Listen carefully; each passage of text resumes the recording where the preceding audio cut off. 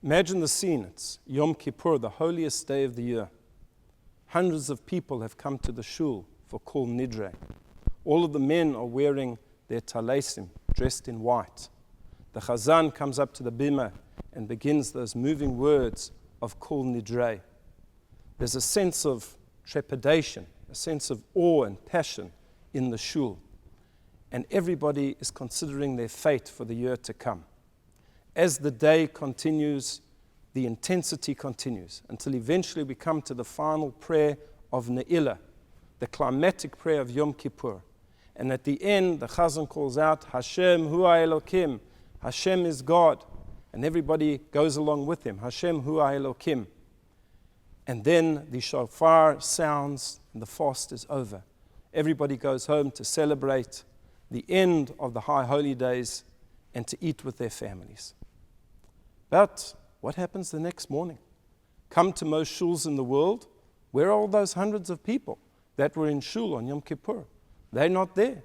And usually it's just the regular minyan that continues. What about all of that inspiration? What about all of that motivation and that passion that happened on Yom Kippur?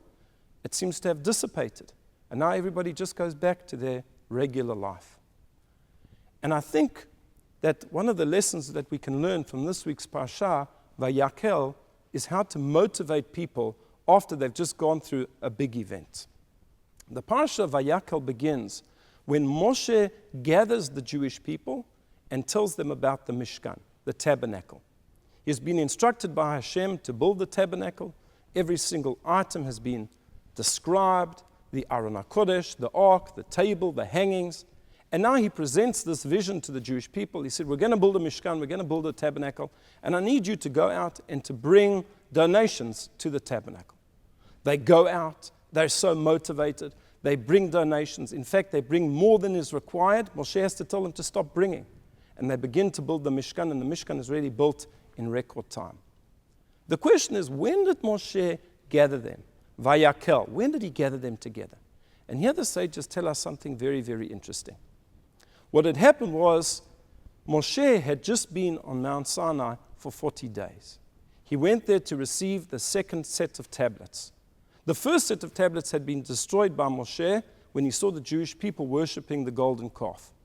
He went up for 40 days and he pleaded with God. And at the end of those 40 days, Hashem said to him, go down, hew out a second set of tablets, come back up, and I will inscribe upon the tablets the 10 commandments. So he went up again for 40 days. And he went up on Rosh Chodesh Elul, the first day of Elul, and he came back on the 10th of Tishrei. The 10th of Tishrei, of course, is Yom Kippur. And on that day, Hashem forgave the Jewish people the sin of the golden calf and presented to them the new luchot, the new tablets. So the day that he came down was a momentous day. It was Yom Kippur. And again, you can imagine that everybody was fired up, everybody was passionate, everybody was in an incredible state of emotion because the sin of the golden calf had been forgiven. But the question is, what happens the next day?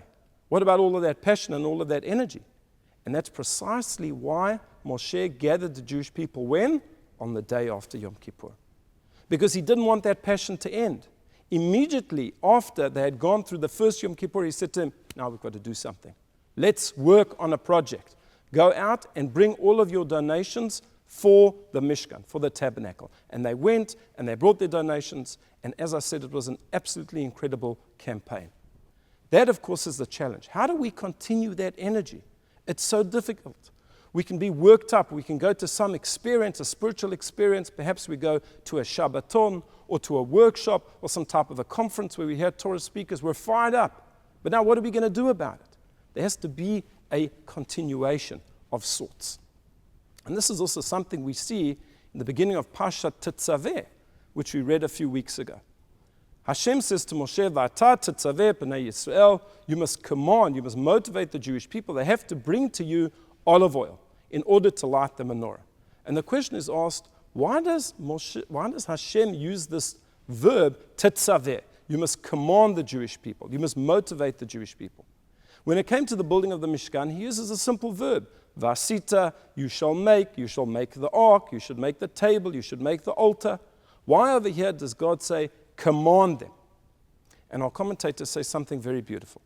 When it comes to the other aspects and furnishings of the Mishkan, it's a once-off. You make the ark is made, it's finished. You make the table, it's finished. You make the menorah, it's done. Va'asita, do it. But when it comes to the olive oil for the menorah, that's something that's ongoing. It has to be done all of the time. The menorah has to be kindled every single night.